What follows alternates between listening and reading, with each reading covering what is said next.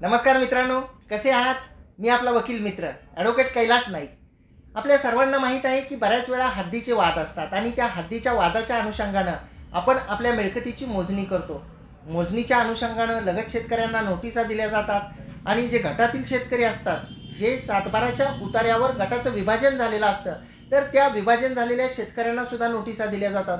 आणि जेव्हा गटाची मोजणी होते, पोट हिश्श्याची मी म्हणत नाही आहे, गटाची मोजणी, संपूर्ण जो पूर्ण गट नंबर असतो त्याची जेव्हा मोजणी होते आणि त्याचं जेव्हा मोजणी शीट तयार होतं, त्या मोजणी शीटमध्ये ज्या गटाच्या हद्दी दाखवलेल्या असतात, त्या गटाच्या हद्दी दर्शवताना बऱ्याच वेळा आपण सुद्धा नकाशा पाहिलेला असेल तर आपल्या लक्षात येईल की त्या गटाच्या हद्दी दाखवत असताना त्यामध्ये कधी कधी असं नमूद केलेलं असतं की प्रत्यक्ष गटाची हद्द जी आहे ती अ आणि ब या अक्षराने दर्शवलेली आहे आणि प्रत्यक्ष वहिवाटीची हद्द जी आहे ती क आणि ड या अक्षराने दर्शवलेली आहे.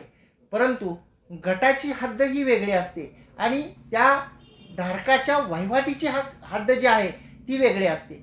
परंतु गटाची हद्द आणि वहिवाटीची हद्द याच्यामधलं जे क्षेत्र आहे ते नेमकं कोणाचं याचा कोणताही उल्लेख त्या मोजणीच्या नकाशावर नसतो.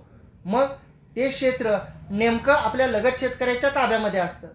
ज्यावेळी असा विषय घेऊन, नकाशा घेऊन, कागदपत्र घेऊन जेव्हा पक्षकार जे आहेत ते न्यायालयामध्ये की आमचं क्षेत्र त्या व्यक्तीकडे आहे, ते नकाशामध्ये दाखवलेलं आहे असं म्हणून येतात, त्यावेळी प्रश्न असा पडतो की ते जे मधलं क्षेत्र आहे अ ब आणि क ड ह्याच्यामधली जी पट्टी आहे, म्हणजे वहिवाटीची हद्द आणि गटाची हद्द या दोन्हीच्या मधली जी मिळकत आहे, तर ती मिळकत अतिक्रमित क्षेत्र असं त्या कागदाप्रमाणे समजायचं का?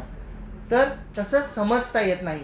कारण जे उजव्या बाजूला टिपा व खुलासा लिहिलेला असतं त्या ठिकाणी जर का लगतच्या शेतकऱ्याने आपल्या मिळकतीमध्ये अतिक्रमण केलेलं असेल तर ते अतिक्रमण केलं असा त्या नकाशावर उल्लेख करणं गरजेचं असतं मोजणीदार यांनी.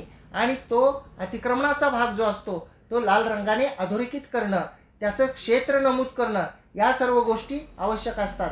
तरच आपण ते अतिक्रमित क्षेत्र त्या लगतधारकाकडून आपल्या जमिनीचं जे त्यांच्या ताब्यामध्ये आहे ते आपण मागू शकतो. परंतु नकाशावर जर मोगमपणे गटाची हद्दीची एक खूण आणि प्रत्यक्ष वहिवाटीच्या हद्दीची एक खूण एवढंच लिहिलेलं असेल आणि जर टिपा व खुलासे या सदरामध्ये आपल्या मिळकतीमध्ये इतर कोणी अतिक्रमण केलं किंवा क्षेत्राचा उल्लेख नसेल तर त्या परिस्थितीमध्ये अतिक्रमण केलं असं म्हणता येणार नाही.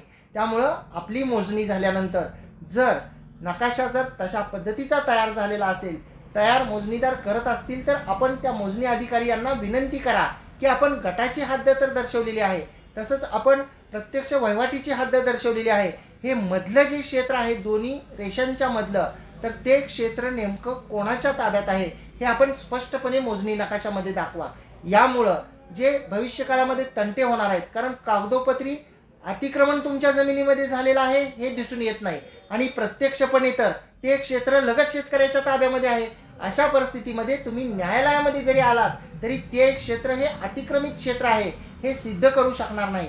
त्यामुळे जेव्हा जेव्हा मोजणी होईल, जेव्हा जेव्हा मी आत्ता सांगितलेला प्रसंग येईल, तेव्हा मोजणी अधिकारी यांना तशी विनंती करा की आपण हे जे क्षेत्र आहे गटाची हद्द आणि प्रत्यक्ष वहिवाटीची हद्द त्या गट नंबरची, तर ह्या दोन्हीच्या मधलं जे क्षेत्र आहे ते नेमकं कोणाच्या ताब्यामध्ये आहे याचा त्या नकाशामध्ये उल्लेख करा. आणि ते जर क्षेत्र अतिक्रमित क्षेत्र असेल, माझं क्षेत्र आहे परंतु शेजाऱ्याच्या ताब्यामध्ये आहे, तर आपण त्याचा उल्लेख करा, त्याचं क्षेत्रफळ लिहा, जेणेकरून मी न्यायालयामार्फत ते माझं क्षेत्र परत मिळवू शकेल.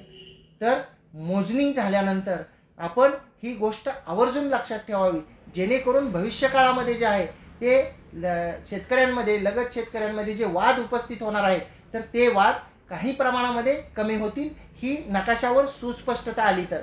जर व्हिडिओ तुम्हाला आवडला असेल तर या व्हिडिओला एक लाईक करा, या व्हिडिओला जास्तीत जास्त शेअर करा, म्हणजे ही माहिती जास्तीत जास्त लोकांपर्यंत पोहोचेल. आणि जर आपण चॅनलवर नवीन असाल, या चॅनलला जर सबस्क्राईब केलेले नसेल तर या चॅनलला जरूर सबस्क्राईब करा. खूप खूप धन्यवाद.